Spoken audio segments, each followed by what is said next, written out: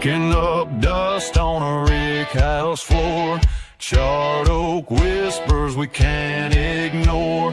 Stories in the mash, fire in the grain. Raise up your glass, feel that bourbon flame. We're the Bourbon Legends, let the spirit flow. From the backwoods stills to tonight's big show. Every drop a story, every sip that's drowned. We're Bourbon Legends, let's throw it down. Let's throw it down. From Kentucky hills to the neon lights, we're talking small batch days and whiskey nights. Tasting the past in every pour. Gonna carve our names on the distiller's door. We're the Bourbon Legends, let the spirit flow. From the backwoods stills to tonight's big show. Every drop a story, every sip that's drowned. We're Bourbon Legends, let's throw it down. Let's throw it down.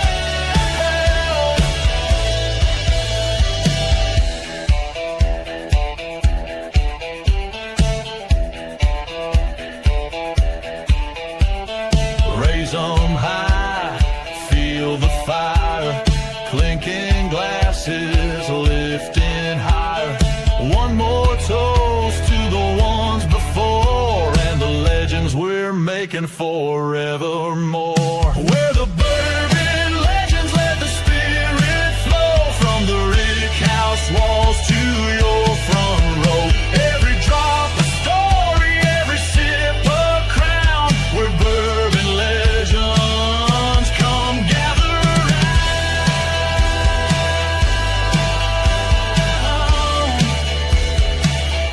Come gather round.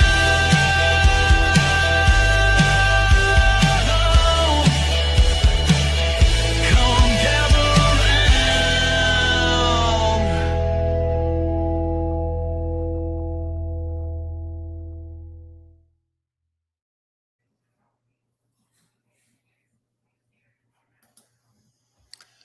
Good evening, everybody. Welcome to, what is today? Thursday, March 5th. Wow, can you believe it? I got Roger over here in the background doing this. I can't read. I don't know how to read hand gestures.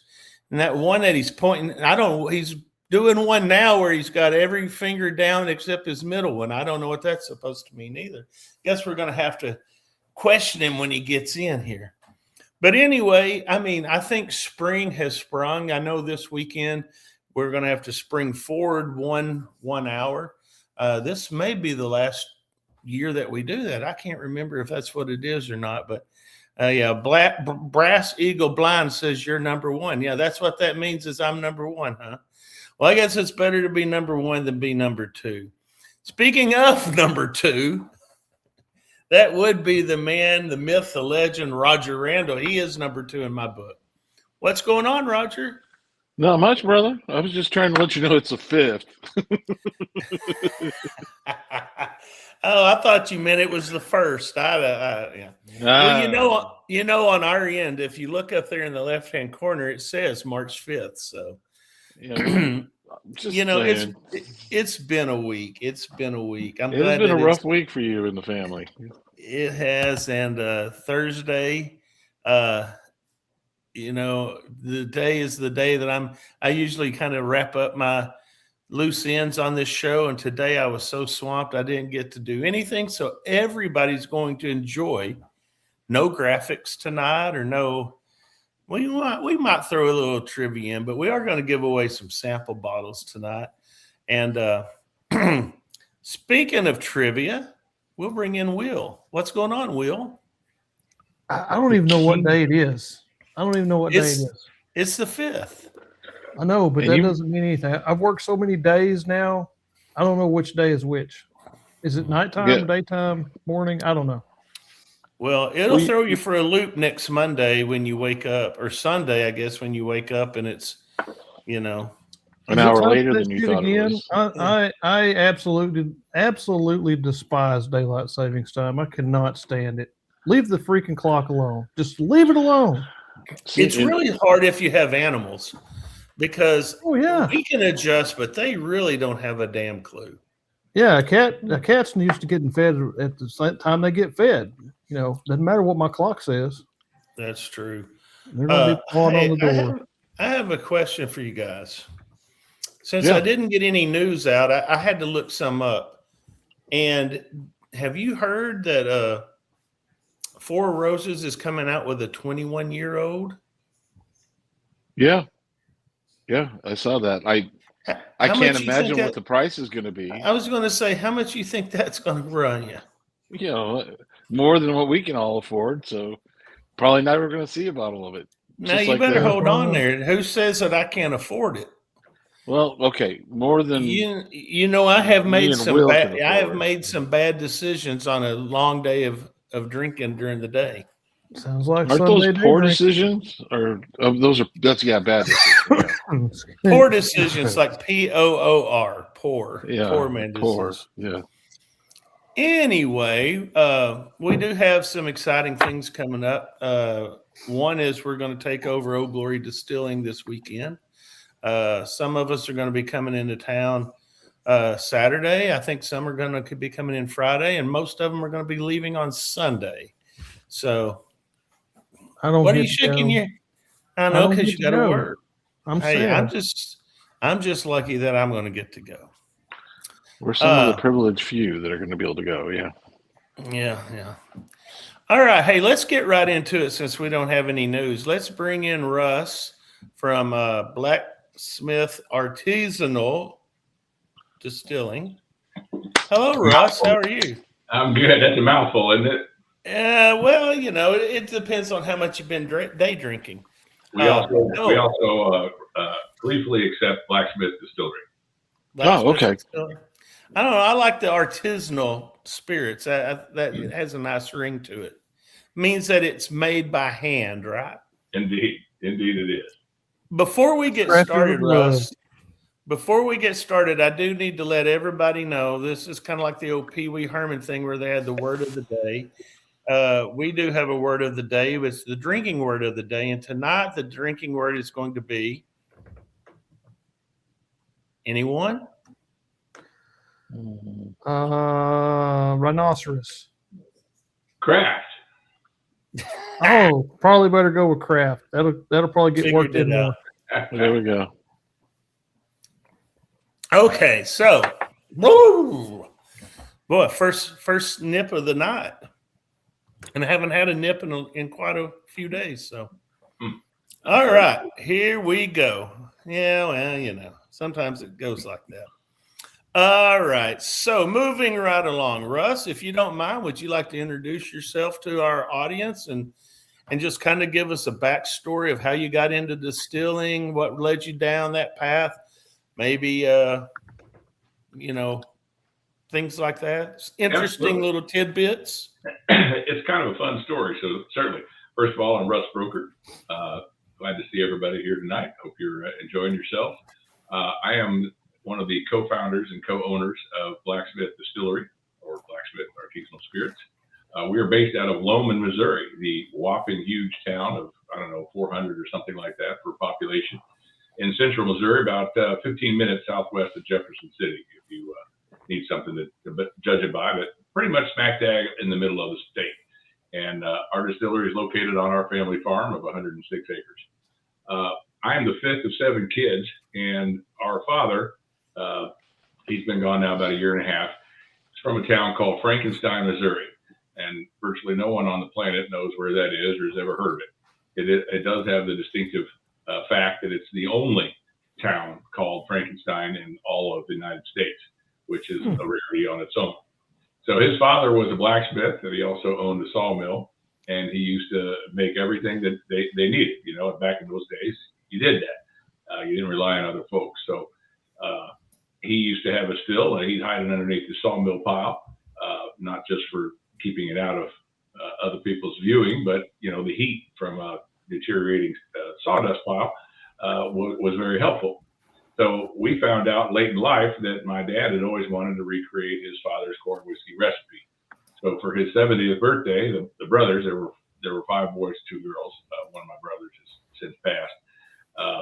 We got him a still. Where do you go to get a still? Well, of course, you go to Knights of Columbus. And we had a fellow there that made stills. So for Dad's 70th birthday, we presented him with one, and it was quite small. It was one of those 5-gallon antique milk jugs, double wall. And my brothers and I are all quite type A folks, salespeople by profession. We made our first batch and got 2 quarts and said, well, hell with that. We need something bigger. Fortunately, my dad was always a hoarder. I mean, had shit everywhere. And so we dug around and found a couple of 55-gallon stainless steel drums, and we retrofitted those. And for the next several years, we experimented. And for anybody asking, yes, in fact, Missouri is the only state in the union that allows for individuals to distill up to 100 gallons per person per year. So you got 7 kids and 2 parents. That's a lot of dang booze you can make. So we did that for a few years. I've always been a huge bourbon fan. I've actually got my certified executive bourbon steward certification. One of my brothers really enjoys flavored whiskeys, and I got another brother that really likes gin. He goes to England quite a bit. He's actually listed in the Gin Bible, because of that. So we had a wide array of things that we started to make. Started off with the corn whiskey for my dad, then the bourbon, and then a vodka and a gin, and that was 13 years ago. And now we've got 22 different SKUs. We just had our grand opening of our newest facility last October. And it's nice. We're in something like 55, 60 different restaurants, bars, liquor stores across Missouri. We self-distribute, so we're only in Missouri for the most part. Well, tonight, one lucky participant here is going to get to taste some of that Missouri corn whiskey, Nice. maybe some wheat whiskey too, and maybe some cinnamon whiskey, if they're lucky enough when the time comes to get in our little fun and games. Yep. But so that's interesting. I like the fact of what you guys think, because I started out with a 37-gallon still myself, and that was too damn small. And I'm in the process of making a speakeasy in my house. As soon as I get that done, or in my rick house, as soon as I get that done, I'm moving up to a 200-gallon, and then we'll see what happens. Now, Arkansas, you'll have to make that a private club, right? Yeah, I think so. Something like that. Yes. Well, actually, next week's guest on our show is from, well, I can't disclose where he's from, but he is a moonshiner. His name is Randy. I don't know if you ever watch YouTube, but Randy from Steelworks and Brewing is going to be on. And he's like, I am not afraid of the government. He says, I make this for myself. I don't sell it. I give it away to friends. And he says, they got bigger fish to fry than me. The bartering system is a wonderful thing. Absolutely. Absolutely. So, yeah, go big or go home. That's what I say. Yeah. We can't afford to pay the regular government salaries, but I don't think we're going to have anybody extra running around there in the woods. Probably not. No. So, talking about Blacksmith, you kind of answered my first question about how the name Blacksmith came up. Yeah. But following that philosophy of forging and craftsmanship, how do you think that translates into your approach of making whiskey? Well, that's a very interesting question. I know there's a lot of folks out there that the day they open their door, they've got 8-year whiskey or 10-year bourbon or whatever. And I'm not faulting anybody for doing that. That's fine. It's a perfectly acceptable way to do your business. We were not going to do that. And by that very fact, we also didn't have $10 million to put a bunch of shit in a brick house for 10 years before it was able to be drank. So you see this barrel over here to my side. I customized these, so that one looks a lot nicer than they do in the rick house. But we decided to start making our bourbons and whiskeys in primarily 3-gallon barrels. So a 3-gallon barrel ages 8.5 times faster than a 53. A 5 does 6.5 times faster than a 53. There's a lot of hoity-toity experts out there that'll tell you you're never going to achieve full esterification or, full oxygenation in a small barrel. And to some degree of that, I will agree. I will never, ever achieve the same flavors that a 12-year in a 53 does in a 3-gallon or a 5-gallon. I will say that I will easily achieve what a 53 will taste like at a 4 to 6 year, albeit, and maybe even as much as a 9-year.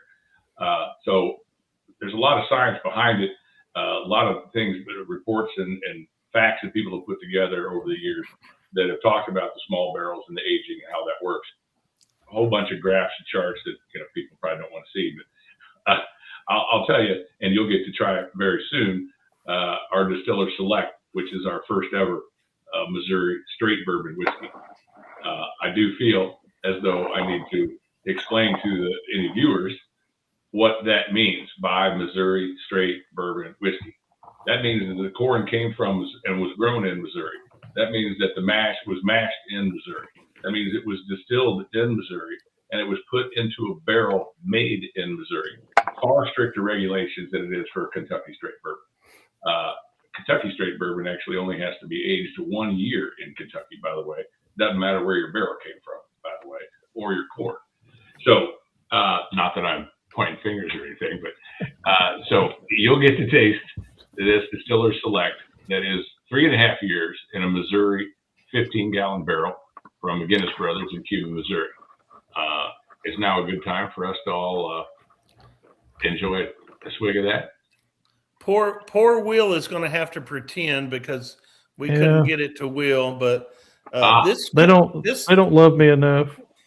And well, you work too much. Look at I don't know what Will's drinking, but look at the color difference on that, Will. Well, this is the bottle. That's my grandfather. Let me highlight that so they can see that bottle there. That's your grandfather. Which one? The one on the left or the one on the right?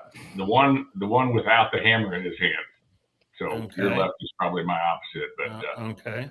Yeah. And this is coming in. This is coming in at 124 proof. Look at that color. I mean, that's just gorgeous. Absolutely gorgeous. Yeah. And then, of course, as you were showing earlier, the legs on that is pretty fantastic. Mm-hmm. Now on the nose, I would welcome your opinions on what the nose of that is. Well, I definitely go ahead, Roger. Well, I was expecting to pick up more grain, and I don't really pick that up. I don't know. What do you think, Craig? What's that? On the nose, I actually get and maybe here's how it goes, right? It's whatever you've had in the past comes back to you. I mean, this tastes like some stuff that was made in Arkansas, or at least on the nose. So I'm going to say it's pot still. I'm getting corn, and I'm getting like almost a caramel corn, actually. Yep. What about you, Russ? You make it. Tell us what you get. Well, the ethanol is quite nice. It doesn't punch you in the face, but it's so. I don't get a Missouri hug or a Kentucky hug, and it's 124 proof. So it stops right about here. You don't get that GERD burn that you might get for 124 proof. That's freaking crazy, and that's one of the things we pride ourselves in. It doesn't matter what proof, anything that we make. Unless you just don't drink whiskey, you're not going to get that face that makes you think it's killing you. I can name a couple of major brands that do that, but you definitely get vanilla. I get a note right in the middle of cherry, and then it's just like an accent of cola. See, I'm terrible at pulling out notes. I mean, well, I'm not going to tell you it tastes like any kind of cheese or leather or somebody's, flip flop. Like you read some of that crap. Well, we were loving it at Christmas time. Everybody's had a Christmassy flavor to it when they were doing all the points. I was like, Well, that's the next one. You're definitely going to get some Christmas on that. Well, that's what I was hoping. Yeah. So anyway, The traditional Black Anvil bourbon that we've made from day one, and this is my father on the label and my grandfather's anvil. So this is the barrel proof, but the Black Anvil has been our staple from day one. We use that for a 90 proof basic one. Then we do a single barrel proof. We do a toasted barrel finish called our Family Reserve. We use it to make our smashed apple, which is a blend with apple wine. We use it we do a barrel finish in a honey barrel and a Missouri maple syrup barrel. So that one spirit makes about 6 different SKUs for us. Wow. And that's the same thing that is this Distiller Select, except it goes into a 15-gallon barrel for a far longer time. Now, is this Distiller Select, is this a barrel proof product? It is, yeah. Okay. We generally You didn't have that on my label, so I wasn't for sure. I didn't know if this was hotter and you've proofed it down to that, or no. I apologize. Yeah, we just pretty much just call it out, but it's really a single barrel proof. okay. I love the way it coats the tongue. Yeah, I was gonna say I think it's very pleasant. It's got just enough, oomph to it. If you like that, I hate the word smooth. These people that drink it are like, oh, I like it because it's so smooth. Man, whiskey is supposed to be drank. How should I say? If you want smooth, go drink vodka. Well, Fred Minnick, who I think the world of, and he's had some fantastic educational pieces that I've gleaned over the years. One of them was this is probably 10 years ago. He said, when you take that first drink, where do you feel it on your tongue? You feel it on the tip, left side, right side, back side, or the full tongue? And that has been my absolute Bible since I heard that.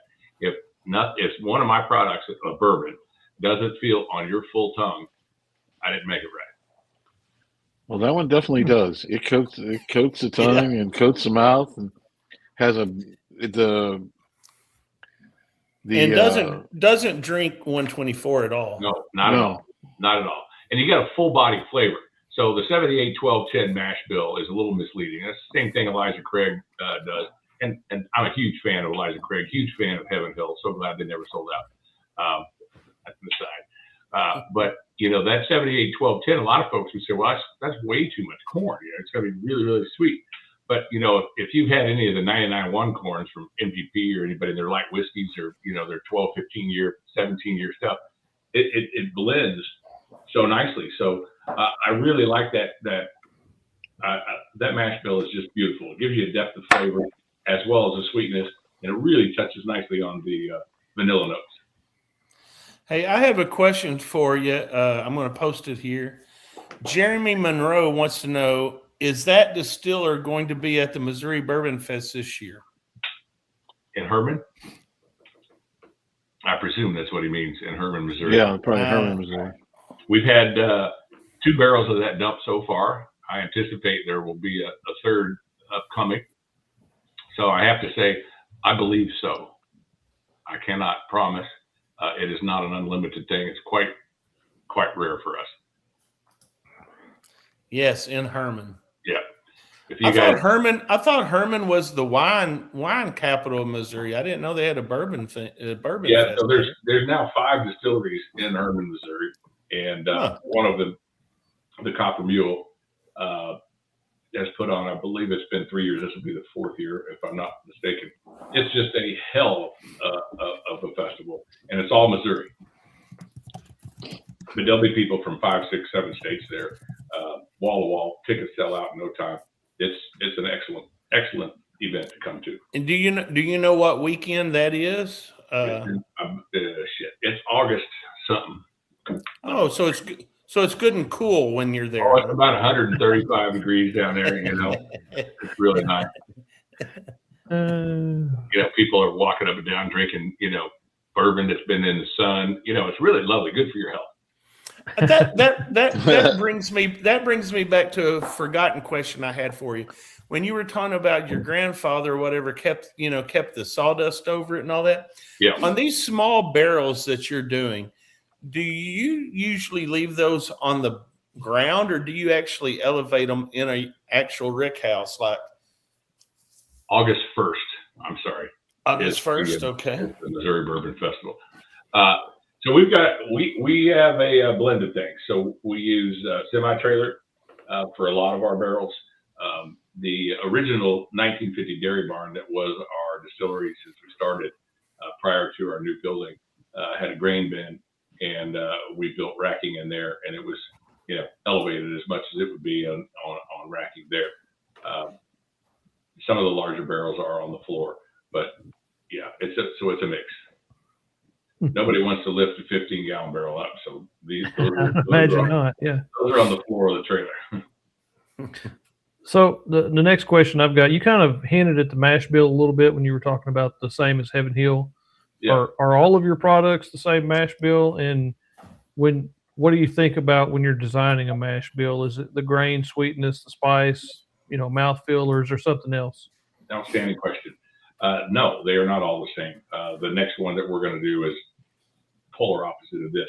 But I also have what we call hammered rye, and that's a high rye bourbon. So as we progressed, I don't know when it was, 4 or 5 years in, I really found myself enjoying bourbons that were a higher rye. So that 78-12-10, as I alluded to earlier, lots of sweet, a definition with the rye in the middle at 12%. But I said, what would that be like if you did a 60-30-10? And that 30% really elevates that depth of flavor, gives it a fabulous nose, that peppery spice from the rye. And so the hammered rye is another one of our products that is distinctively different and on its own. Now, if you go to the next one that we're going to taste here tonight, this doesn't have any rye. Our Sode is a 45% wheater. So 51% corn, 45% wheat, 4% malted barley, and that's as distinctively different as you could get from a 78-12-10, right? Yeah, yeah. Do you consider a 12% rye in a mash bill a high rye? No, not at all. What do you consider a high rye? Anything 30% or more, typically 30 to 45%, I consider it a high rye. That's just my opinion. There's no fact behind that. If you look at the preponderance of mash bills across major manufacturers, they're generally, for their standard bourbons, 30% or less. Our first barrel pick that we ever did at the Bourbon Legends, Roger, I don't have the bottle here handy. Do you remember what that was? It was a high rye, but it was damn near a rye. It was, I think Will's got that bottle. What is the mash bill in that one, Will? The tater sticker covered it up. Uh-oh, I'm sorry. I can't tell. You know what? I can probably log in some, but anyway, it was one off from being a rye. Yeah, so if you do a 51 corn, 49 rye, that was that's high as hell. But almost no major distillery wants to do that because they almost always want to have the enzyme content from the malted barley at least 4%. So that's an unusual mash bill. This was an old OZ Tyler barrel, and the surprising thing to us is it didn't taste like a rye. Yeah. I mean, for all intent and purposes, it should have been very peppery, very spicy, grassy, which it was none of the above. So that was interesting. That goes to one of my points that I wish would be changed in the industry. Everybody talks about if they don't use yellow dent number 2, everybody points out what corn they use. Everybody, if it's going to be Bloody Butcher, if it's going to be blue corn, it's going to be whatever the hell. But not a damn person, except one, and that'd be Basil Hayden in their dark rye. No one talks about what species of rye they use at all. Period. And I think it'd just be great. I mean, it's not like it's a trade secret. Well, maybe I guess it could be for some, but to me, it would help consumers decide. Let's just say there's 37 species of rye out there grown in North America. Why not point that out? If you find that you love X, Y, Z, you're going to go seek out bourbons that are using X, Y, Z, but nobody ever touches on it. Yeah, we had 2 distillers here from Pennsylvania and their big focus is on rye, and that was one of the things they Cold pointed rye. out was the type of rye they used and where it was and where it was from within Pennsylvania, and they were very proud of that. It wasn't on their label, was it? Huh? It wasn't on their label, was it? No, it's on their label. I believe it's all Was on it the. type of rye, was it? Oh. Yeah, yeah, Oh. because they're again. The problem is they're in Pennsylvania, so the only place you can get their goods is in Pennsylvania because Yeah. of the Pennsylvania liquor authority and the way they have it locked down. But it's kind of we learned some things about that. They had Maryland style rye. They did the regular Pennsylvania rye. But I agree with you. I think that's something that really should be put out there because it's a focus on a lot of the mash bills. Like you've got what is it? Old Granddad is a little bit higher rye mash bill, but you never know what kind of rye it is. They tell you what kind of corn, but they never really tell you what kind of rye. Yeah. The same thing goes with wheat. If it's a wheated bourbon, you'll see Maker's Mark say it's a red winter wheat. You'll see this person, that person say it's a red winter wheat or whatever. But there's 42, I believe, indigenous species of wheat. And I mean, my God, they've got to be insanely different. Just like, blue corn, red corn, or, to purple. Why not call them out? Yeah, I think a few of them were starting to go there. We went on that tour with Star Hill Farms, which is Maker's Mark. Yeah. And they really, part of their whole process of explaining, but the first time I've ever had anybody explain exactly what kind of wheat they use, where it was from, and, the percentages and those type things. But you're right. I think it should be something that's on there. That would make it more interesting. And on the rye, some guys are starting to play around with using your typical kind of rye, and then if you add a green rye, it adds this an unaged rye or not dried is what I'm trying to say. It adds these different elements to it, and I just love the science behind it and how those flavor profiles. Of course, I'm a foodie. I love playing with flavors. I love blending and mixing things, and so if you call these things out, to me, if I read that on the label and I know I like it, I'm gonna pick that up far faster than I will something that just says, ABC bourbon or whatever the hell it is. So that's just me. No, and finishing on the first glass at the end of it, the caramel corn is what note picks up on there on the empty glass. As it's drying. Is it caramel corn or kettle corn? I mean, it's a nuance. Does it have a crafty note to it? A craft note? I think. Oh, here we go. Yeah, I think it is. Yeah, the crafty note. Is our audience getting upset that we're not saying it enough? I wasn't sure if derivations of the word craft also worked. But I don't even think they're paying attention, Craig. Nobody said anything about, craft or drink or whatever. So I don't know. Maybe they don't like it anymore. Maybe not. Maybe not. I don't know. I'm getting a almost. I don't know. And I always love to go back and smell the Glen after it's nothing is left in it, and it's just pretty much flashed off. And I'm getting like a straw, fresh straw. I don't know. It's just so pleasant. I was going to say, I don't know if that means you like it or not, because okay. There's something we always talk about, like with wild turkey, and the word funk. And funk has a really bad, funk, something that's funky. You think like, man, he took his shoes off and it was funky smelling. And we like to say earthy instead of funky. To me, when I say like a and maybe it's because I spread out 7 bales of straw today to try to beat this rain that's coming, and we were redoing. But I'm getting that note like a cut straw, but only on when there's nothing left in here. It is aging in a barn, next to a barn. So perhaps that's. I mean, and there's like nothing wrong smell. with. There's nothing wrong with straw. I like the smell of a straw bale, you know, like in the Yeah. fall when you're setting stuff up, but not you the don't breathe smell of the barnyard that gets in the straw, you know, when you spread it out in the where the cows are. So, Nope, you can keep that one. yeah. So here, a lot of people have, a lot of people focus on the barrels and the different things like that, but I know fermentation is, I think a lot of it, where some of the magic happens with it, and some of the people make a lot of their decisions based off their length of fermentation, the type of fermentation, the temperature that they keep their fermentation at. So, do you guys have a secret or something you guys to try to follow on yours? Yes. Oh, No, okay. it's not a secret. I would agree with everything that you just said. I know a lot of distilleries will insist upon absolute confinement, air confinement, sealed, containers to where no other wild geese can enter their vats. But if you look across Kentucky, they don't seal a damn thing. They got these massive things and they're open. Now the buildings aren't open.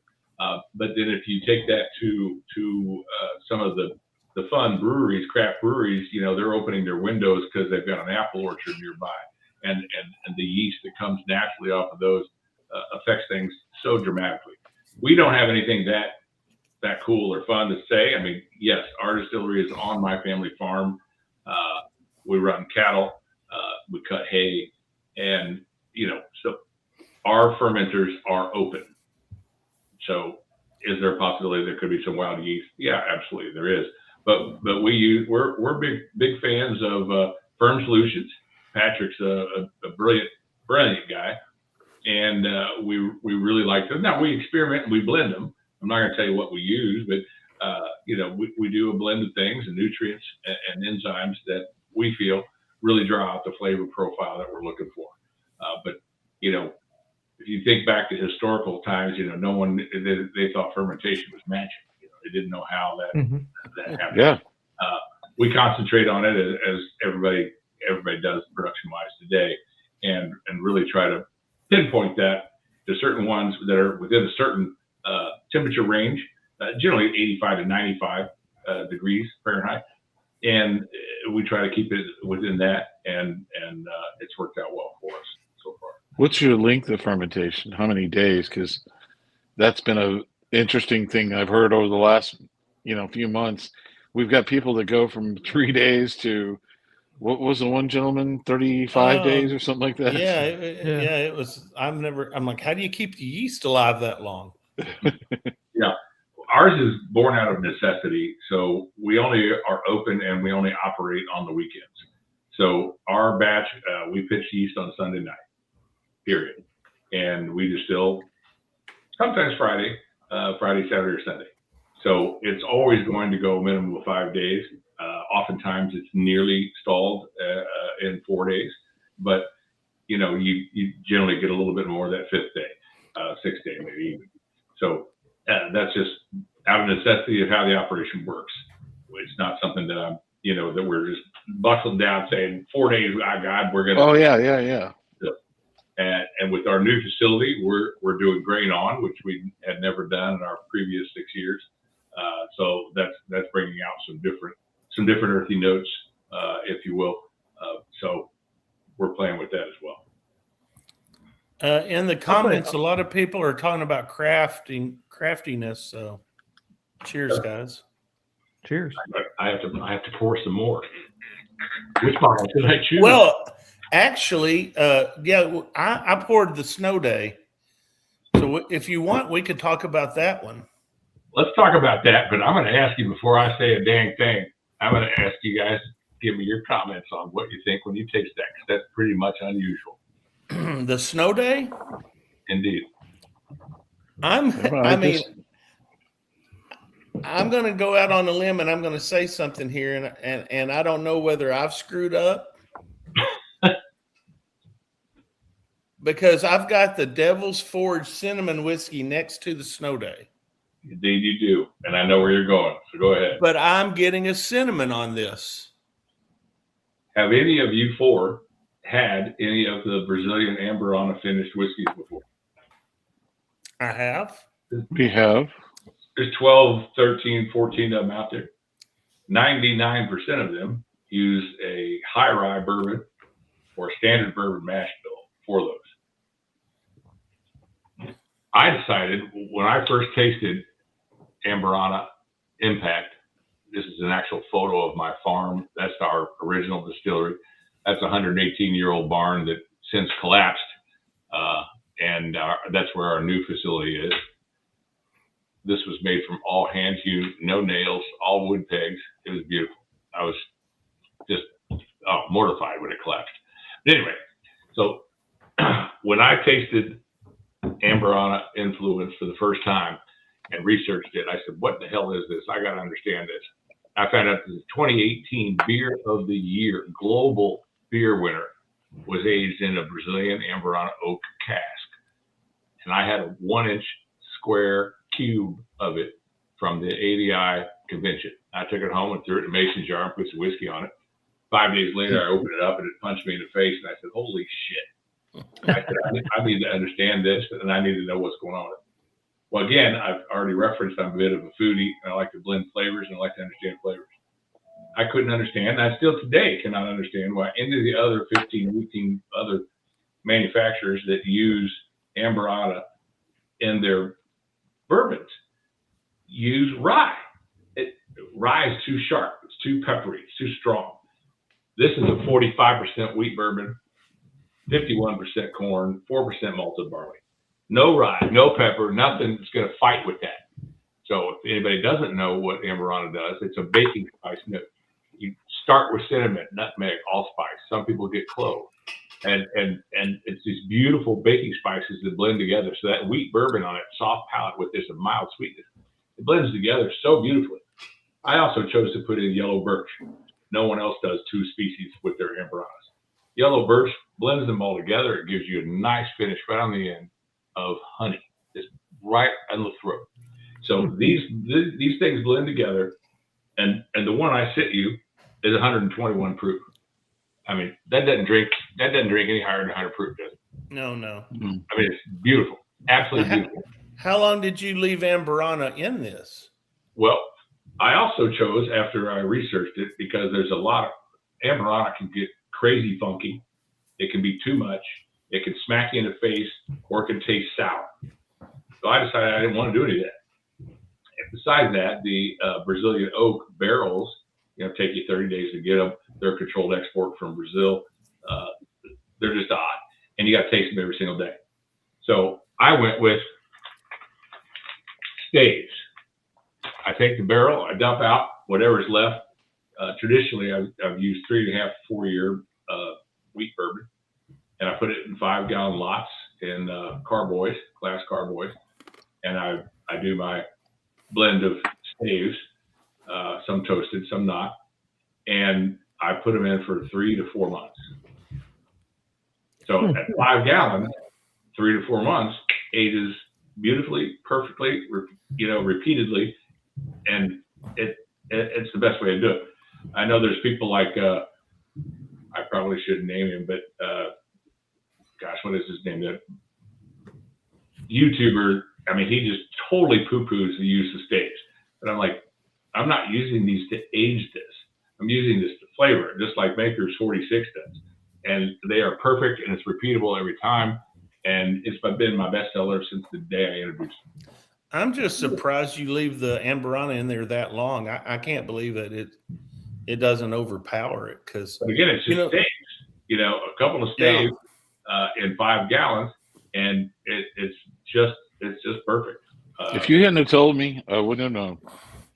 I know a guy who made a sweet potato mash one time, and he finished it in Amberana and toasted pecans.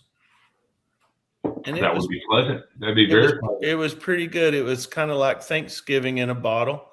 And this one here is, you mentioned earlier about Christmas.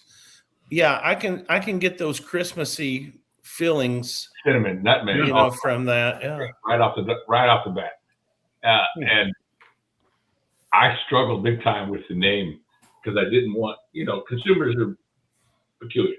if you name something related to a season, they're only going to think, oh, well, shit, that's a limited release. It'll only be available on the season. But, that's not the case. This is a year-round product. The barrel proof, which is what I sent to you, is my favorite. An unusual thing, finished bourbons don't do this, but this does. Take another drink and tell me I'm wrong. The flavor follows the heat. You get the flavor in the back, almost the bottom of your throat.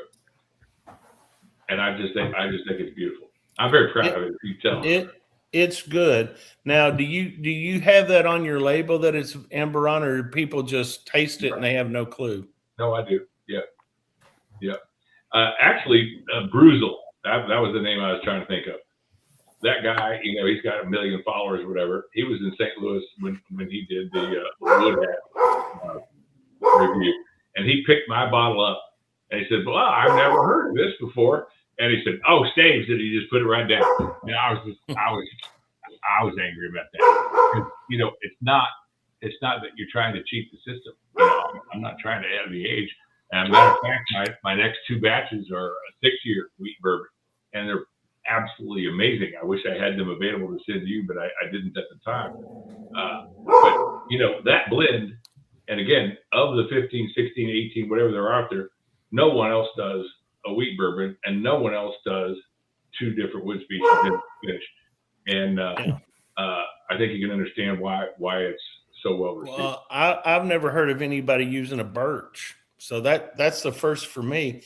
And another thing about this, it's got a long finish on it. Right? I mean, it lingers. And you don't want to damn smooth. I hate that word, but yeah, it is. Easy. It is. Easy.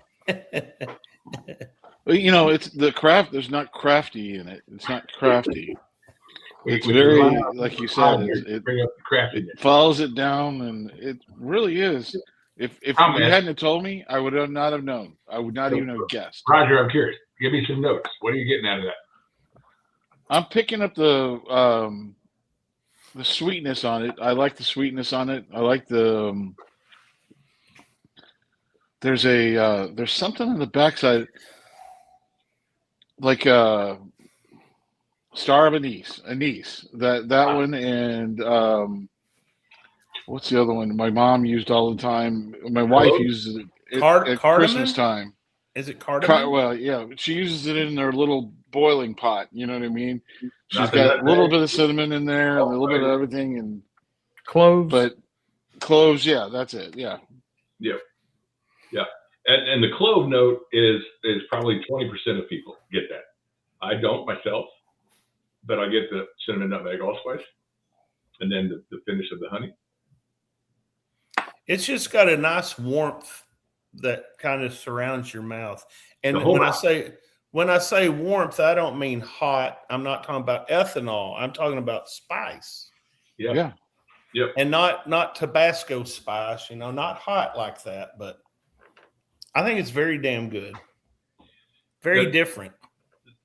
Thank you. The story of the naming was absolutely hilarious. I had 2 bottles of it with no label. I was introducing, and I was at a absolutely freezing cold festival. My wife and I were, and we were letting folks try it to get their opinion. I was trying to do a little market test. This one fella had far too much of it, and he kept walking by. He was drunker than 10 Indians, and he happened to hear my wife and I talking about how I was struggling with the name, and I didn't want it to be Christmassy, even though it gives you the concept. And this guy throws his hands up and screams, "Snow Day!" as he walks by. And I laughed for 10 minutes. And it was so funny. And I never gave it another thought. I said, that's absolutely perfect. And the first festival that I introduced it at was the Missouri Bourbon Festival in Herman. And I had 17 school teachers, all of them female, come up and say, "I have got to try that just because it's called Snow Day." And the first 3 or 4, I'm like, what do you mean? They're like, teachers like Snow Days better than kids. And again, I laughed and laughed. I obviously missed my marketing thing. I should have marketed this to the Teachers Association. Yeah, that would have loved it. No, I think it's nice. I didn't. You know, what's funny is I can imagine drinking this on a nice, cool spring night, just because it covers all the palate, it covers everything, and you don't get that. I don't know, like you said, it's a snow day more than or a cool night or something like Yeah. that more than anything else. And you won't hear a lot of bourbon aficionados say this, but for me, if it's a finished whiskey or a finished bourbon, I find, however the chemicals work out, it's better cold. You know, you give me a bottle of Stag, you give me a bottle of, I don't know, anything from the antique collection, I'm not going to touch it with water or ice. But with this finished bourbon, I find that they taste better if they're cold. And so you put this on ice, you put it on a frozen rock or whatever, you stone or whatever. I think it's lovely. And if you guys enjoy old fashions, again, I'll put this up. And I did win gold on this, by the way. If you like old fashions and you take this and you put it 1 or 2 Luxardo cherries and a bar spoonful of Luxardo cherry syrup, 4 or 5 dashes of orange bitters, it's the most amazing old fashioned you'll ever have. Well, you're not Sounds getting like it was sounds like it was well crafted. Well crafted. So I had to put a little ice in mine just to see. And I don't drink whiskey ever with ice, but I'm going to see. Well, tell me I'm wrong. I didn't put enough ice. And so it's still warm, but it's good. It's good either way. Any way you want to drink it, I think it's good. Yeah, either way you want to drink it, it's good. And I've got to be honest with you. When I met Roger this afternoon and we were pouring these samples up, I held up the Devil's Forge cinnamon whiskey. Didn't open it. I just held it up and I said, smell this cap. Just smell this. And we smelled it and we're like, that is Cinnamon Toast Crunch cereal all day long. And then we opened it and we smelled it and we're like, holy shit. No, this is not Cinnamon Toast Crunch whiskey. I think we were smelling that, Roger. I do too. Well, I think this is, how about that label? I love Devil's it. Forge. So my brother in LA does all of our labels and most of our videos and whatnot. And I told him I had this idea and he took it to the next level with the spirits and the double in there and all that. But the funny story, are we ready to move on to this? I'm sorry, I didn't. No, that's fine. That's great. Perfect. Yeah, I would love to move on to it. It'd be great. Well, you just got the shit sandwich tonight, didn't you? I know. Or will. And there's no bread. There's no bread. The shit sandwich with no bread. So you know what that means. Well, I do apologize. I had no idea that you. No, it's not. It's not your fault. Bud. It's not your fault. It's not your it's my fault. fault. It's ours. Well, It was a long day. It was a long day. I couldn't get it. And I just got it yesterday evening, I think, is when it cut to my shop. So And right. like they said, I work too much, so it's part my fault too. So well, hopefully they're going to keep a Scotia side for you, Will. You try and let they'll probably drink it all. They'll probably drink it all. I mean, we're going to move on to this. This was kind of a funny thing. Or and whatever. And that damn ink, that stupid, those bottles, I have those. My wife got them for me a year ago. Everything rubs off when you put them in the case. You get where you're going. You're like, what the hell is it? Anyway, that's my rant there. I have never been stopped by anybody for back those. alley deal. I'll just drink that one. So we had a client come to us and say, hey, we've been using this cinnamon whiskey for ever, and they're going to not make it anymore. Can you try to make something for them? So I'm generally the flavor creator, unless it comes to gin. That's my husband. So I said, all right, let me do 5 iterations later. I came up with this, and I was shooting for 67 proof, which is, the F word, the one that's banned in 10 countries that has propylene glycol in it. I'm not going to say who that is, but hopefully y'all can figure that out. You want us to say it? if you drink it warm and don't throw up, you're not human.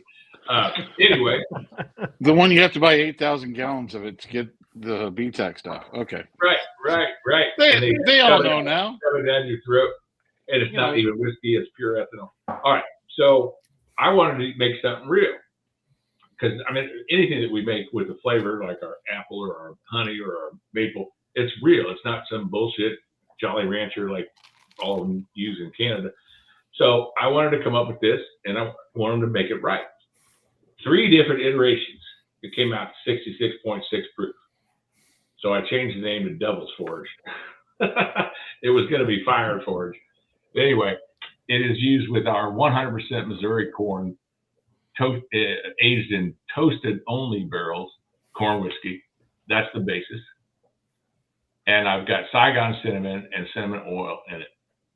So it's 100% natural, real, nothing that can be banned anywhere. And 99% of the folks that are the F word followers prefer this to that. And if you put it in the freezer, holy shit, it's fantastic.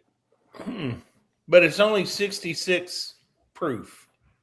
66.6. 666. 666. That's the name. But you know what? All right, I'll say it. Fireball is 67. Jackfire is 67. All the other ones, and they all have artificial flavors. They all have, whatever. I did not use ethanol. I did not use an extract of propylene glycol. It is. I need something to cleanse my palate other than water, because I've got too many flavors in my mouth right now. But And I should have told you ahead of time. I'm sorry. It should have been put in your freezer. Hey, Will, I'm not going to give this one to you. You're not going to give that one to me? I'm not going to give that one to you. Well, Okay. I've got a cinnamon whiskey that I'll drink with y'all. I hate to be this way, but I've never really drank Fireball, so I can't compare it to a Fireball. Oh, no, that's fair. That's fine. But shit, if Fireball tastes like that, hell, no wonder there's so much of it around. Fireball does not at all taste like that. that is like, I don't know. I'm looking over here and I see apples sitting on my counter and it's like I almost want to take and put some apple slices in this thing. Well, that's funny as shit that you say that. So I already alluded to my apple wine whiskey that I make, which we call Smashed Apple. I was at another festival. It was year 2 in Herman, Missouri, and a lady tasted my Smashed Apple and our Devil's Forge. She goes, "Man, I bet these would be great together." And I looked at my people with me. I'm like, "Well, no shit." And I was doing this the rest of the festival. So we came out with something we call Original Sin, C-I-N. So it's the fallen apple, you know what I mean, from the devil. That's cool. Little play on words thing. And it's a seasonal item we offer, and it basically tastes like apple pie. Just freaking amazing. Yeah, we used to, somebody used to make apple pie shots. I don't know who that was. And there's a lot of people that make apple pie shine, or they'll, cook up a bunch of stuff on their stove. But, we have this ready in a bottle, and it's amazing.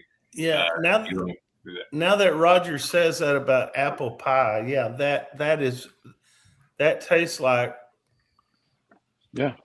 That's probably why I said it would be good with apples, because I've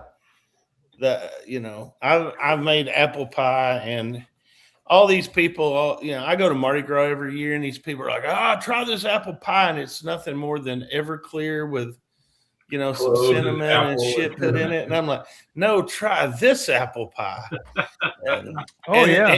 And unfortunately, it's more than 66.6. Don't ever drink it along at the beach while you're sitting there all day, because you'll end up in bed at 4:00 in the afternoon crying for some reason. I don't know. Looking like a crab.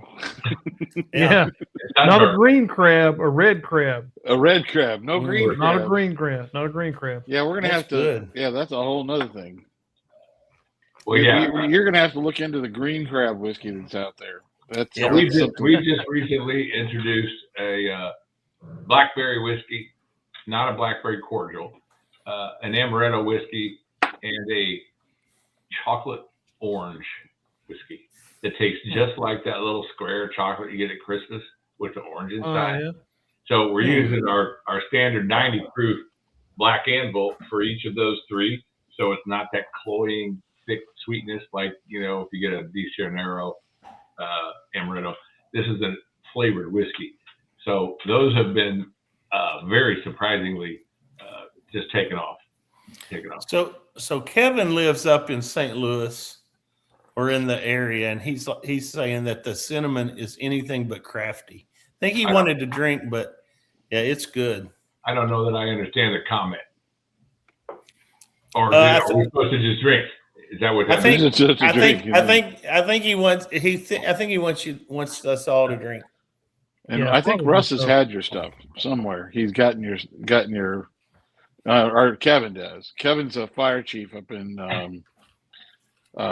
St. Louis. Well, we've done some things with some fire stations. So Kevin, reach out to me. I want He's got a group to. that he works with up there that fellow firefighters and stuff like that. So they definitely might reach out to you. Well, wonderful. Well, like I was talking to you guys about, we did this for Jefferson City Police Station. We can make all kinds of custom bottles. We do these for weddings, if you want the dates or the names or whatever on there. We do it for man caves, lady caves, whatever caves. we can do all kinds of things for folks. You see my barrel over here to the side. I'm happy to bring that over in front and center if you want. But we do a lot of customization for folks. And I know a lot of the firemen and police stations, they do a lot of things for charities or their fundraisers. Happy to do those kind of things as well. Barrel picks, love doing that kind of stuff. Love supporting. I mean, when that COVID scam came around, we were making hand sanitizers and donated it to EMTs and whatnot. So I got a question for you. So how do I get your products when these guys don't give me the samples and I have to just go buy my own? How can I get a hold of your products? Well, today we are not in a national distribution thing, so I have to speak. Hand deliver? You hand deliver products? Hand delivery. Yeah. If you buy it from Missouri and, the tax situation comes online and not that kind of thing, we ship to wherever we're legally able to ship to. We are currently investigating putting our product in one of those loophole situations in Washington, D.C. It's not a state. They can ship everywhere. So if anybody's interested in our products and, wants to reach out and inquire, feel free to share my email with you. And do you have stores in Missouri that you're located in? Yeah, we're in probably 55 different stores throughout Missouri, heavily concentrated in St. Louis, where I live, or Jeff City, which is where the distillery is. See, and Roger is going to be in St. Louis here in the next couple of 3 weeks, I believe. Well, we always enjoy finding mules that take things across state lines. Yeah, I might be able to. I've been known to bootleg a time or two. So I'm looking on your website, blacksmithartisanspirits.com. Yeah. And it actually has a location between Riverside and Anaheim, California. My brother that designs our labels and so forth, he does live in Pasadena. Okay. I was just, so you could, if you're in California, you could possibly buy it there? We were licensed in California for a while. We were doing some private label for restaurants out there. Yeah. Yeah. Interesting. Yeah. My buddy Brian Kane wants to know Kansas City ? There's a big Kansas City market. We can make things. There's nothing currently available, but it is on our target list of next. Kansas City and Springfield both. They're a bit far to drive for a regular situation, but we're looking for opportunities to get them there. Now, if you could get it into Springfield, I know I could mule back to Arkansas. That's Well, I went to college. I went to college in Springfield. That's where I met my wife. Okay. Which college did you go to there? I went to SMS. I didn't go to Missouri State. I went to SMS. I've got a lot of friends that live in Springfield. Yeah, it's a great city, great town. Brian, known for Bass Pro Shops, right? Brian says he's going to keep his eyes open. Well, hell yeah, Brian! In an apartment a block away from Bass Pro's only location, and I was spoiled rotten because I'm an avid fisherman. I could just walk over there and get whatever I wanted. When I moved away, I was like, "What the hell is this?" There's nothing like this anywhere else. Can you take a question that's not whiskey related? I can take whatever the hell you give me. We want to know. We want to know about those swords behind you. Tell us a little bit about those swords. I killed 10 people. No, I'm kidding.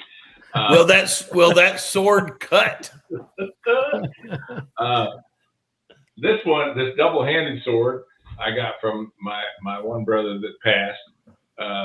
I have no history behind it, but it's cool and it's really big. I gotta get up. This is actually affixes to a rifle and is a bayonet, and I just loved it. I thought it was very cool. My dad had it. I think I said earlier, my dad passed a year and a half ago. He and I had a fascination for guns and knives.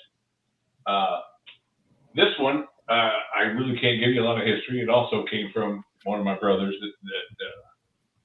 And then we go over here. My youngest brother that does all of our labels and whatnot brought me these from Spain. They're more rapiers. And then this one over here is more of a decorative sword, like a Knights of Columbus or somebody would carry with them. And then I'm a big fan of the mixed metals and knives. So I just really enjoy them. I like all kinds of. I probably got 60 different pocket knives, blades, butterfly knives. I think I have at least owned 60 pocket knives. Wait, but I've lost 57 of them. This is that custom barrel I told you about. I'm doing for a wedding for my son's friend. The spigot is different, obviously stained and polyurethane. It's not going to age product, but it's a damn cool decanter. Thought I'd share that while I was. I want to bring something up to the audience. So it's like what is it, the 3 degrees or whatever of Kevin Bacon or whatever. 6 degrees of separation. 6 degrees. Okay, whatever. So Russ buys a lot of his barrels out of Hot Springs, Arkansas, where my buddy Jay Gibbs has Gibbs Brothers cooperage, and he uses a lot of small barrels, and Jay makes a lot of small barrels. I dare to say, Jay, I've got a video that we'll be posting here at some point when I can actually edit it. Jay's place is like, I don't know, how would you describe it, Will? It's like Willy Wonka's chocolate factory, but for woodworking. Yeah, I mean, it's just a cornucopia of things related to wood.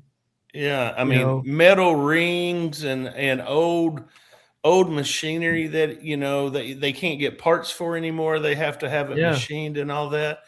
But Jay is a wonderful guy. He's a wonderful guy to work with, I know.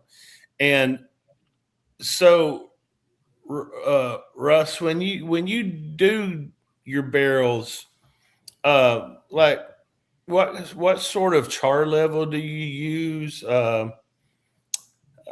Size wise, I mean, I know you've kind of talked on that, but if you could go into a little bit more in depth about the barrel.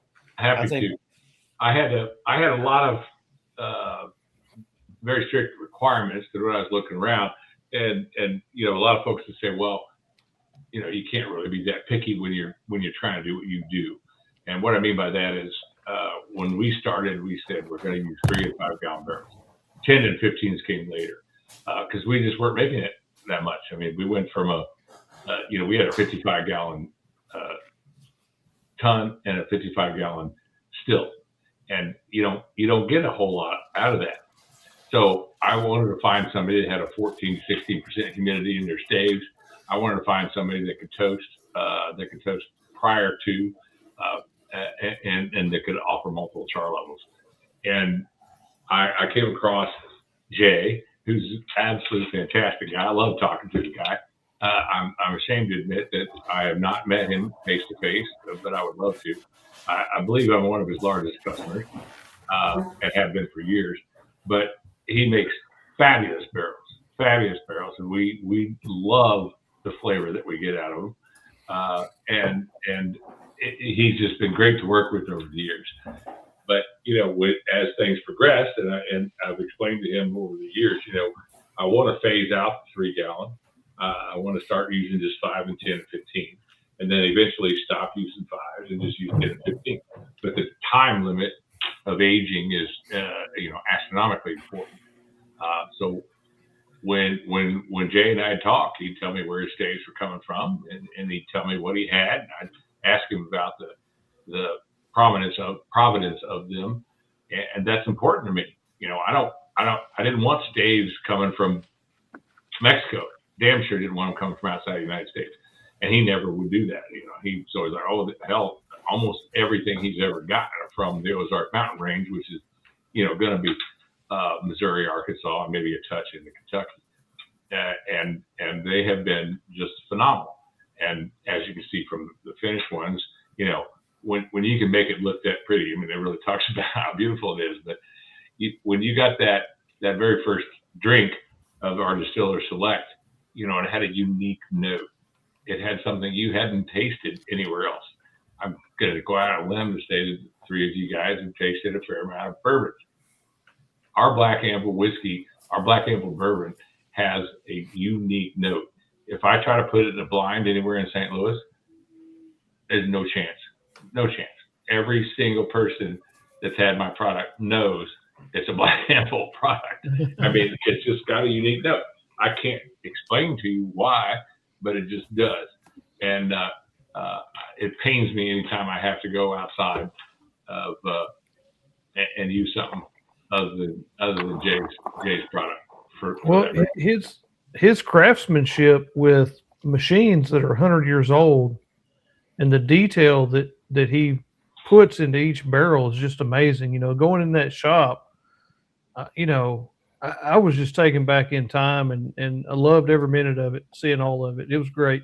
Makes great craft whiskey. There is a cooperage. Oh, so sorry. Damn it. No, you're good. Will, you son of a bitch. I'm not even thinking straight. It's all See, Will. I love it. Now I know why Will's on here. Wait a minute. There is if you enjoy cooperages, and I'm going to go out on a limb here to say that 95% of your viewers have never been to a cooperage. It is the most fantastic thing to go and watch. I mean, if you like seeing anything manufactured, a cooperage is astronomically fantastic. But there is a place in Higbee, Missouri, Higbee, Higby. It is, once again, a not big town. And they have a museum for cooperage tools. And this young man is running this. I think his grandfather started it. It's got 900,000 tools. I made that number up. But it is, I mean, there's not 2 inches of space in this building that is not covered with cooperage tools that you cannot comprehend what they were for most of the time. It's amazing. It's fantastic. It's right across from,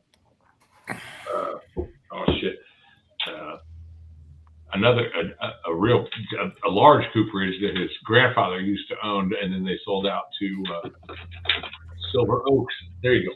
Silver Oaks Winery. If you've not had a $135 bottle of Cabernet from Silver Oaks, you're missing the boat. But they now own that cooperage, and it's right across the road. You should absolutely go. If you love that, Will, my God, you will be in hog heaven. It is so cool. It is. I have 100 pictures. You know, when we did our tour there at Gibbs Brothers, I've tried to get Jay to come on this live, and Jay will not be a guest. I could barely get him. I'm gonna call him when we hang up. You know that. Right? Hey, I can call him. I can call him right now too. He won't be a guest, but like I said, I did get him to talk on camera, so I need to get that. But you know how he's old school.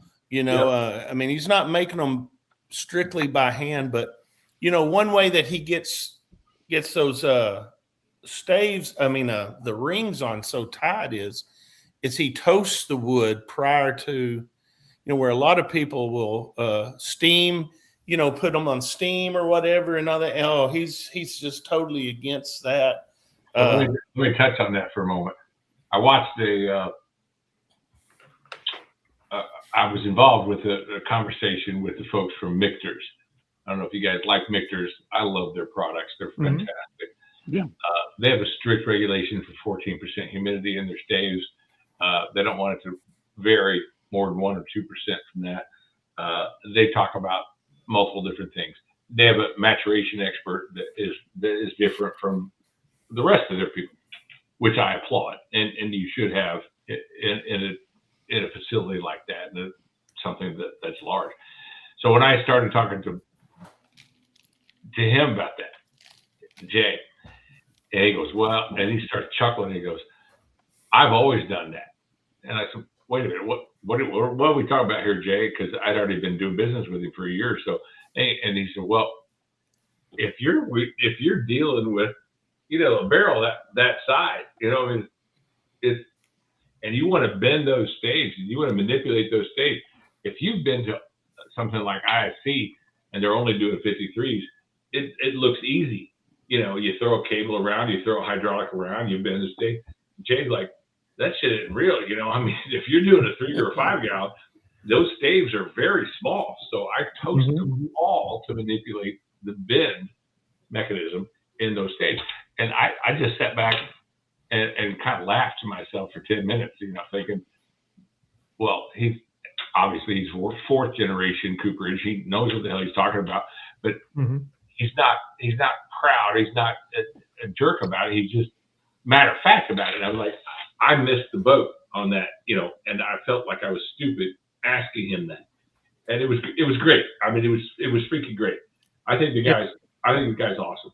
Oh yeah, he absolutely is. And he just tells you how it is. I mean, he knows how to make a barrel. He knows how to craft it, and he just tells you how to do it. Yeah. And like you said, it's just all matter of fact. It's no being an ass about anything. Yep. He just knows these beautiful barrels afterwards, saying these are how gorgeous your barrels are after you give them a little. And he just kind of laughed. You know, they're works of art. He knows. Absolute works of art. The sad thing to this story is nobody wants to take it over. I believe I would love to, but I don't. I can't. You know, his sons. He said, you know, his son don't want to take it over. You know, at some point, it's a lot of work, man. It's a lot of work. You know, I don't know what probability is. But y'all owe me 2 drinks because I said craft twice and all that. Oh man, hold on. I think somebody's got to drive this. Will's trying to take over the show. James Caldwell said he's a big fan of craft whiskey. Bridget Mascot, she says, is it using good craftsmanship? Man, these people are really wanting to drink tonight, I believe. Damn it. I tell you what, I don't really drink at all. Well, you know, funny you say that because we always ask a question. Roger will ask it to you here when we get ready to wrap up. But I think it kind of started with our friend Gary Heingardner. And we said, Gary, out of all the products you make, which one is your favorite? And he goes, I don't drink my damn whiskey.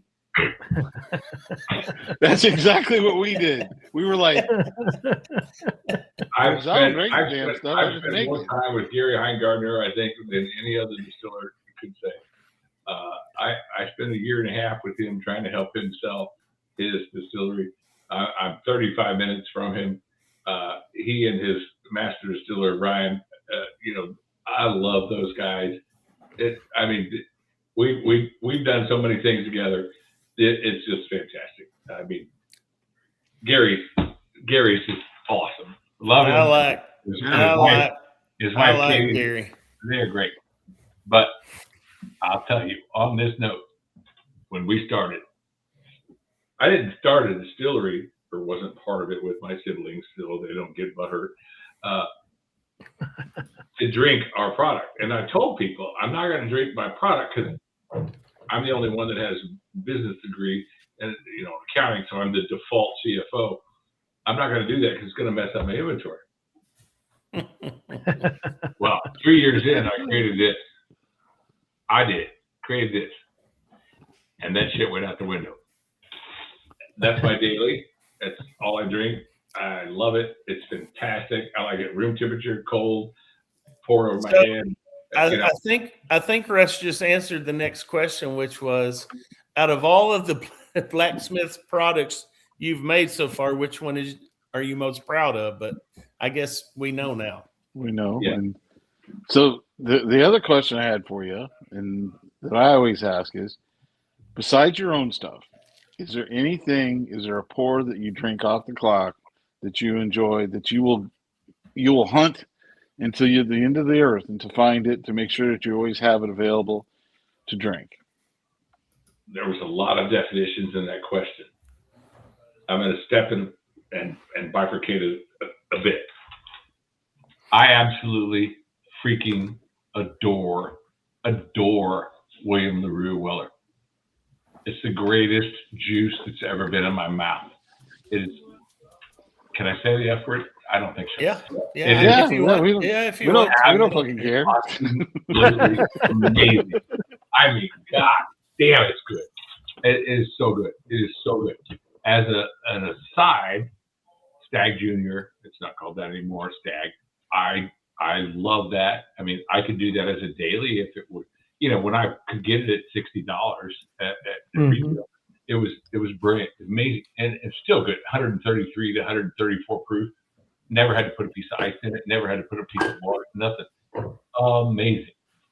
Now, George T. Stagg, I will add the caveat, is running the closest possible ever second to William LaRue. That's just me. But I've had opportunities, and maybe some haven't, to try the BTEC. I mean, it's just stupid. It's just stupid. It's so good. I've never been a huge rye whiskey fan. All right, I've never been. I've always liked Michter's US 1. Somebody gave me the Michter's rye, and I gagged. I hated it. But I was and I'll say it out loud, I was at Lit Lounge, the big cigar lounge in St. Louis Township, in Chesterfield. Chesterfield Valley, yeah. Brian Snyder's the owner, fabulous guy. And he presented me an option to try Michter's barrel proof rye. Never seen it anytime since, never seen it prior. And that was the single most fantastic rye whiskey I've ever had in my life. Amazing. But there's a lot of fun one-off options and things. Nobody has the same palate. I really like to blend spirits with food, and that can change things too. Is it the first spirit you had of the night? Is it the last spirit you had of the night? Is it something you had with an amazing meal? Mine are almost always seafood or beef for an amazing meal. But I think I answered your question and rambled on. Yeah. No, that's perfect. No. We like. What's your thoughts on Russell's single rick house? You have any thoughts on that? Russell's? Yeah, single rick house. Yeah, I Single haven't had rickhouse. that. I haven't had that. Oh, so I've been, good. yeah, my name's Russell, yes, but I've been a fan of their 10-year plus products, but nothing to make me, stand on a mountaintop. The single rick house is, in my opinion, right up there with BTAC products. I don't Well, know if you've ever. now we're going to have to argue. Come on now. Well, I'm telling you that there's something special about that single rick house product. I also really like Preservation's Very Old Saint Nick, and I know it. A lot of people don't know anything. I'm sorry, Immaculata. A lot of people don't know about the Immaculata, but it is pretty immaculate in my opinion. So wait a minute. You got a banner running to win samples. Yes, I just They're haven't announced it. giving my samples away, Russ. Can you believe this? They're giving my samples away. Where do you live, Will? We want to spread the love. He lives in Hot Springs. He lives in Hot Springs, Arkansas. What you need to do, Russ, is you need to drive down. You need to drive down, and we'll go tour. We need to go to Gibbs. Gibbs Brothers, and then we could go to the horse races afterwards. That's right. Or I know a new speakeasy that's opening up, and you might be able to send you the secret password. You can't have a speakeasy in Arkansas. How's that work? What is it? A private club that you have to like? It's private. It's private, all right. And then you got to hit your head. And I was going to be all right. mean. We've got to get serious here because Brass Eagle Blinds wants to. It's got a 3-part question. What cigar did you pick up the other day?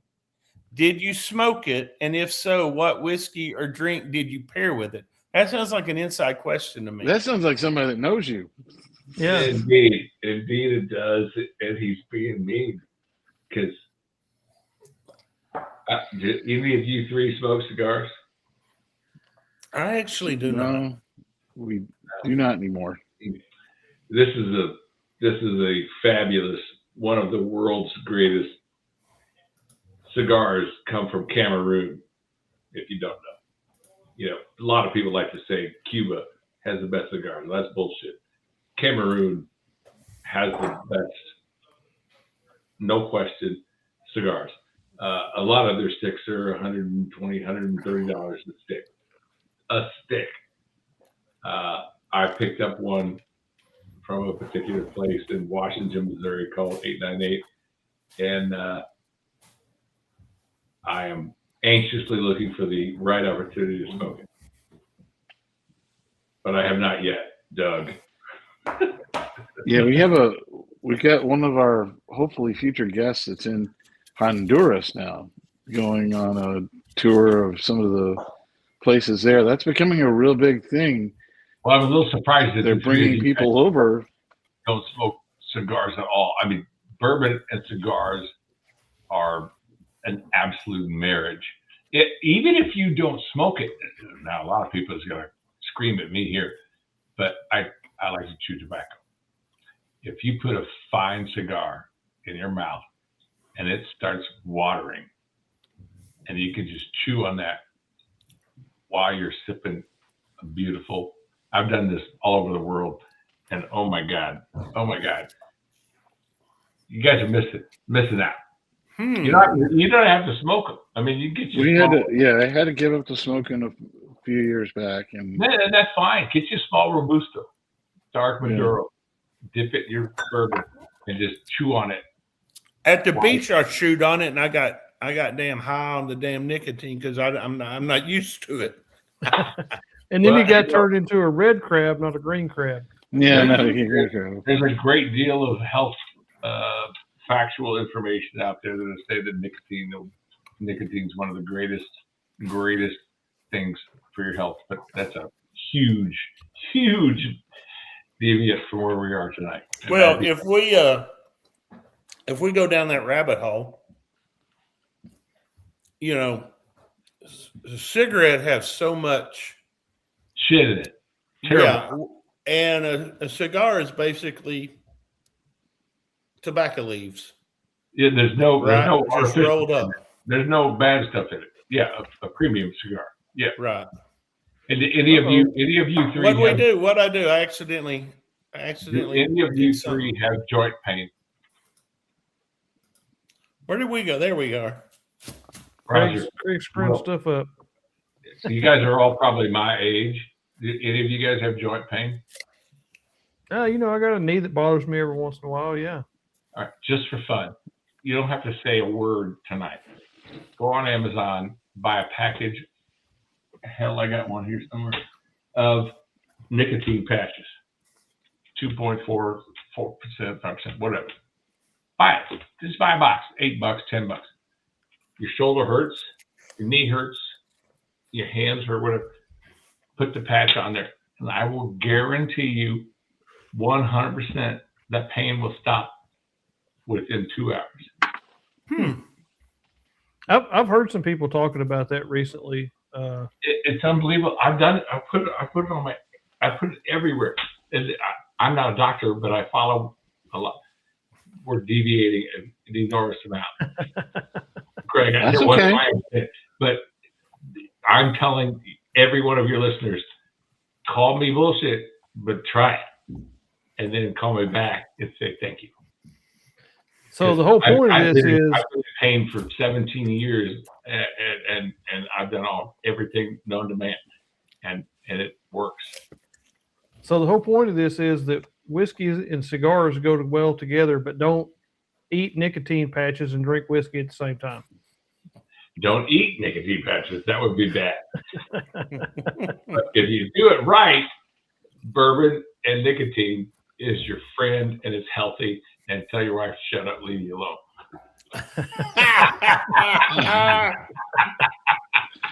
Craig, you better mute your speaker real quick. That's why I'm wearing these. Nobody can hear.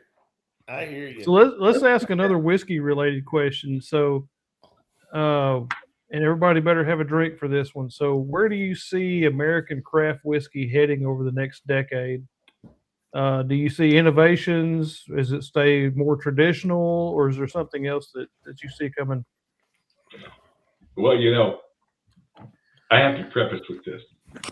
I hate the definition of craft. I think the definition of craft is bullshit. That's 3 drinks.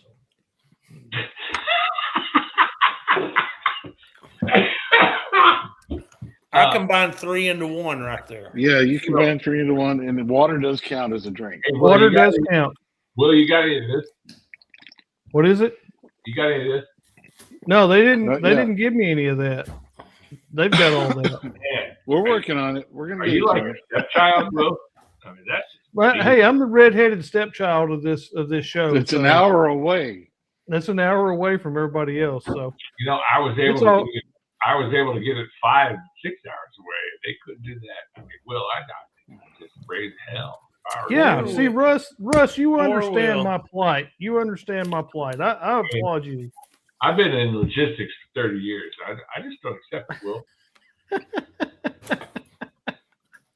Anyway, what were we talking about? I don't Oh, know, yeah. something about whiskey and American Just craft whiskey traditions. going yeah. forward. Is it? Well, when you talk about the category craft, which I think is such a bullshit thing, because we used to have like balcones, and we used to have all these guys that were making 1 million gallons a year or whatever. Oh, they were still in the craft. They were craft. That's bullshit. I think the whole craft categorization needs to be immensely edited and changed. Well, you're laughing at me, I think. I'm laughing at Craig up there eating like a horse while we're trying to. Oh no, I'll mute myself. I had to have some apples with this damn 666. I hope those were sweet and delicious. Anyway, back to you, Will. So that's a major thing that I think is important, because somebody making 500,000 gallons or more, I don't think is even related to craft. That's ridiculous. Okay, yeah, they're not Buffalo Trace, they're not Heaven Hill, certainly, but they think the exact same way as them. They're taxed the exact same way as them. Nothing that they do thinks or concentrates on craft. I consider ourselves a nano distillery. I mean, we're ridiculously small. You know, we talked about Wood Hat. We're so small, and most Missouri distilleries, you know, are so small. And what we do and how we make things with, you know, like Wood Hat, they do very specific things for, you know, these different generations of corn that are indigenous to Missouri. That's so different. And people that make it a destination that you feel, our number one compliment from customers is that they get a tour from the distiller, me, my brother, whatever it is, and we're walking them through it. When you go to anywhere, doesn't matter where on the Kentucky Trail, you get some hourly puke that's, you know, told to regurgitate a particular story. And I've been there. I mean, I love those guys. I mean, I love their products, but I'm just saying, if you go down there and tour, that's what you're seeing. The craft distilleries still have that distinctive difference, that you're meeting the maker, that you're seeing it, and it's totally different. And there's a large number of consumers that prefer that. Is all. So do you feel like you have more freedom to be creative since you're not beholden to some corporate ideal of what whiskey should be? Well, I feel that I don't want to be rude, Will. That's almost okay, I'm going to not be rude. Everybody in Kentucky except for Heaven Hill is beholden to a corporate conglomerate that doesn't give a shit about anything other than profits. Yeah. Now, the Heaven Hill, they've held out, and that family's been fantastic. I think their corporate concentration is certainly on profit, but I mean, they're doing things differently. Everybody else is sold out. They've all sold out. None of them matter. Nothing that they do matters.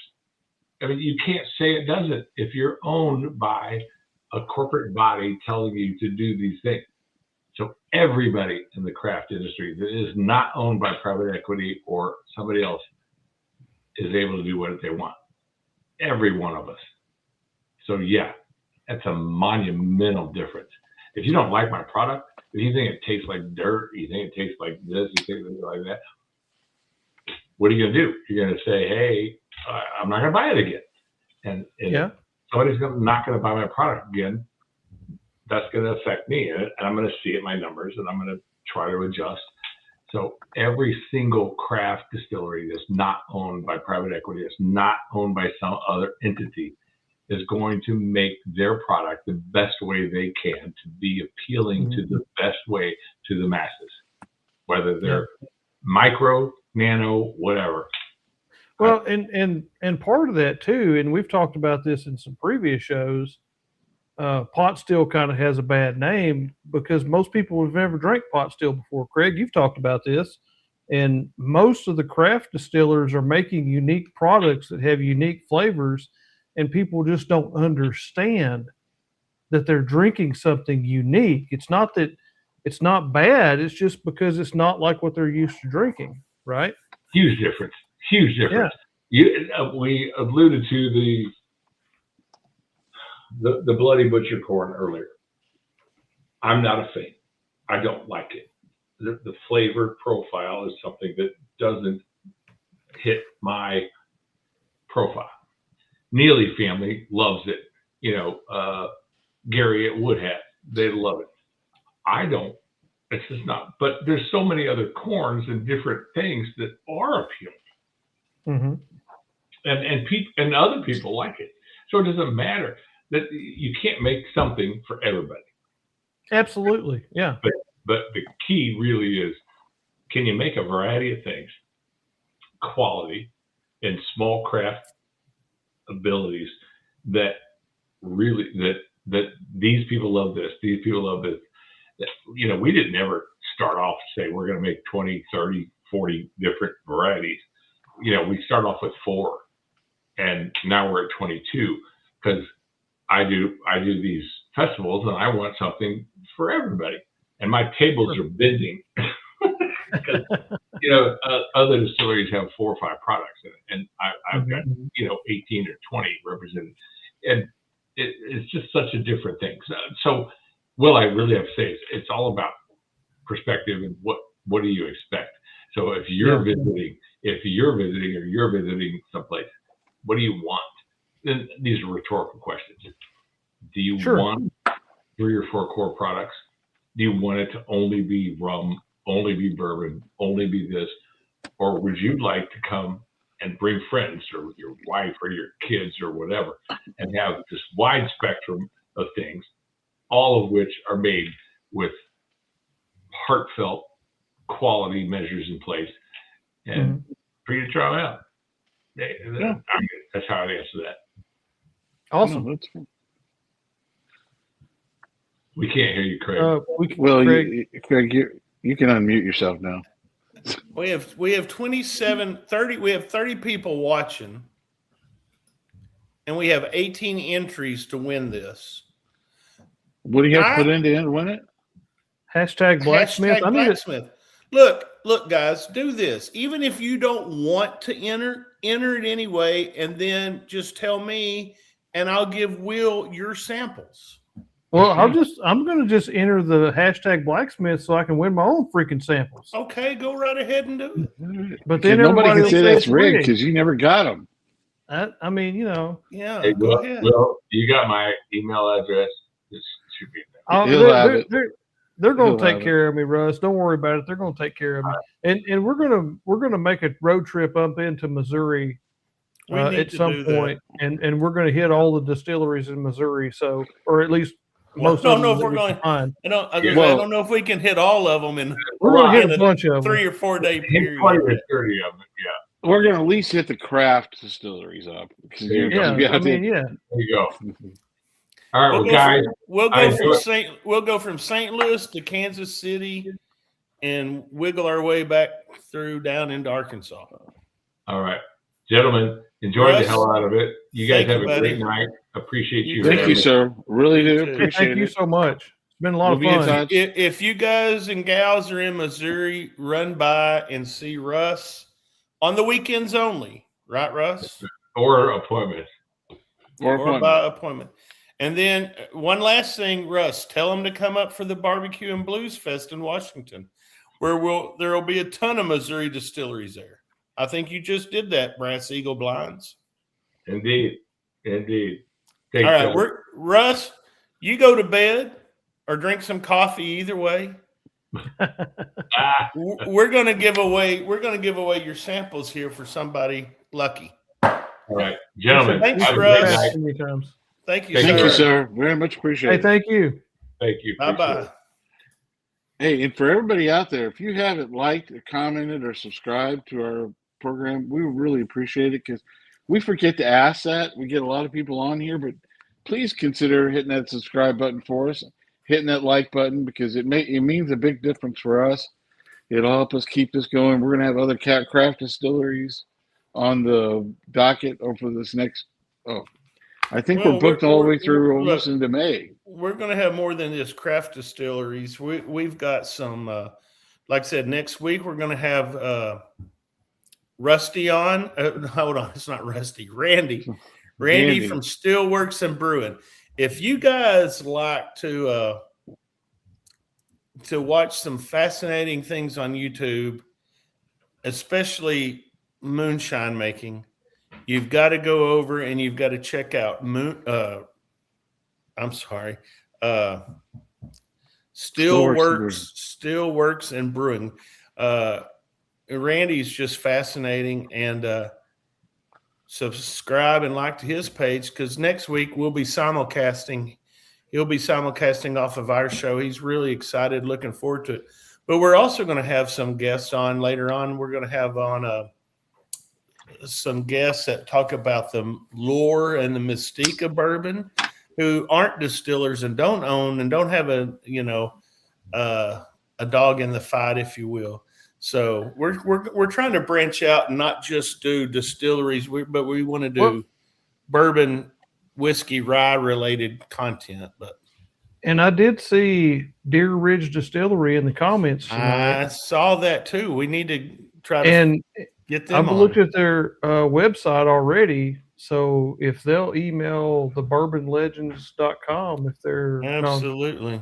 let me just throw it out here. Contact Bourbon Legends. Let me just do this real quick. Yeah, I saw that they were posting, and we'd love to have them on the The show. BourbonLegendsMedia.com or at gmail.com.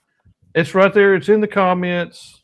Deer Ridge Distillery. Contact us there if you'd like to be on the show. Absolutely. And right now we have, let's see. Do you want to do 21 trivia? 21 do trivia? entries. I don't know, man. I really need to go pack. Okay. Well, we Yeah. don't have to do trivia. It's all good. Yeah. All right, let's put it out there. Do you guys want to do trivia in the comments, or do you want us to give away this bottle? What do you guys want? You mean samples, not bottles. Samples. Samples. Well, Small bottles. Technically, they are bottles, but yeah. They're just really right. small. Deer Ridge Distillery says, "Got it, guys. We'll do." Yeah, we've got some openings in April, and we'll book you out however far. Man, We do this every Thursday night. And have a All great right. time doing it. We're not getting any comments, so Let's just do the giveaway. Let's and give cut the Martin trivia. Cox. Martin Cox's giveaway maybe Let's next do it. week. Next Let's week do it. is probably still going to be a little hectic for me. We have rosaries and funerals to attend and family functions to be at, but I'll try to get some. I'll try Hey, to get some Jeff. things up Jeff, here. that's not nice. Come on, man. Will samples. All They're- right, they're wanting to win my samples. Come on. let's do it. What the hell? give it away. Give it away. Give Let it it away. ride. I think that's a song somewhere. Yeah. Give it Give away. it away, give it away, give it away. Give it Yeah. away now. All right, here we go. There we go. There we go. Here we go. We're rolling.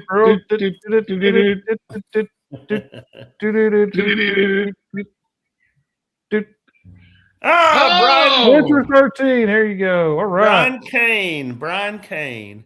Brian, you know how to get a hold of me on Facebook or whatever. Just send me your address and I'll send you those bottles or Hey, T, that's not samples, those nice. little samples. T, that's not nice. Come on now. Oh man. Come on now. Give it away. I've myself. known Brian Kane for a long time. I don't know how long, but it's been a long time. It was back before we had gray in our beards. I'll tell you that. Sorry, Cyber Sparky, you're just a little bit too late. Yeah. Next week, Cyber Sparky might be giving away some moonshine. Make sure you like and subscribe to the channel, and next week we'll be giving away some moonshine. And don't forget the Facebook group out there. I'm gonna post Oh that yeah, one. all our friends Yeah, on put Facebook, the they're Facebook- really kicking it tonight. Yeah, I'm gonna tell you. I'm just gonna tell you. We kind of phasing out Discord and we're moving to Facebook. So I mean, not completely Chuck? going away with Discord, but yeah. no, but we're trying to get a wider audience, and a lot of people, I'm sorry, just don't really know how to work Discord. So we're gonna keep the doors open in multiple ways to get a hold of people, just like I think we streaming. talked tonight, didn't we? No, Roger, I found out that you can't live stream to TikTok. Tickety tick tack. Anyway, Tic Tac, Tic Tac, Folks, Tic. some of you will see us in Clarksville, Tennessee. If you're not there, like Will, that's why you just don't get samples. Oh, wait. Jeff Castle wants me to put my channel out there. Hang on. So for the hold best on. channel, with absolutely, well, I can't say absolutely no content. Go to a clear screen, full But screen. the best type. channel with no content, very little content, no expectation of any future content, go subscribe to Chill Will Rocco. You won't get anything out of it, but what the heck, do it anyway, right? Actually, you will get something out of it. You just don't realize it. You'll get the feeling of helping him fulfill Yeah. his dream. my dream of not doing anything on YouTube other than what I'm doing right now. So, Right. Exactly. do we know the dates for the Washington, Missouri Festival? No, but I'll look it up and see if I can find it. What's the name of the festival? Washington, Missouri Festival. Will, did you get a new hat? Oh yeah, this is a new Scally hat. Yeah, there's a Yeah, little. I like that. I like that. Yeah, well, I don't have a Bourbon Legends pin on this one. This is the Cloverland. So Overland. You don't have a Kentucky Colonel hat thing either. I'm not a Kentucky Colonel like Craig. So Brian Kane, I got your message. I will get those sent out. I'm going out of town in the morning. I'll get them sent out one day next week. I promise. All right. Will, as soon as you get that, I'm gonna. man, I'm trying to Put it find on it. here and then- I am looking. Washington, Missouri Whiskey Festival. So join us November 22nd. It says for the Washington Whiskey Festival. So it looks like a So fun you time. got time. But this is November 22nd of 2025. But I would anticipate that this year's would probably happen around the same time because that's generally what they do. Yeah. But go to WashingtonWhiskeyFest.com. I don't know. Brass Eagle Blind says April 24th through 26th. That's last week. I mean, I don't know. I don't know. That's in a Next few. month, That's I mean. another month away. Craig. I Okay, meant next month. So what are we talking about here? The Washington Whiskey Festival, or are we talking about something else? I don't know. Y'all Washington, Missouri. chat GTP it for Christ's sake. I don't know. Well, I'm thinking this guy, the Brass Eagle Blinds, we got to get him on the show sometime too. I mean, it That'll sounds work. like it. Yeah. That'll work. Hey, I got to go pack. No kidding. Or I'm going to be in Clarksville, Tennessee with one pair of clothes all weekend. Well, that's fine. Nobody's going to look at what you're wearing, Craig. Are you bringing a wife? or not? They might. Yeah, wife's coming. I'll talk to you as soon as this is over about what time you need to be ready. Okay. All right, folks. It's good to see y'all. Hey, Brass Eagle Blind, send us the email at Bourbon Legends Media, whatever I posted in the At comments. gmail.com. The Bourbon Legends Media at gmail.com. Craig's ready to go pack. Let's get out of here. Cut the feed. My eyes are getting heavy. Hey, guys, I'm a Bud man and a Cubs fan, and I hope you are too. Harry Carey. See Rest ya. in peace, buddy. Bye. Bye. For the stories we've told of barrels and bottles and whiskey gold, from grain to glass, through fire and flame, every pour's got a legend's name.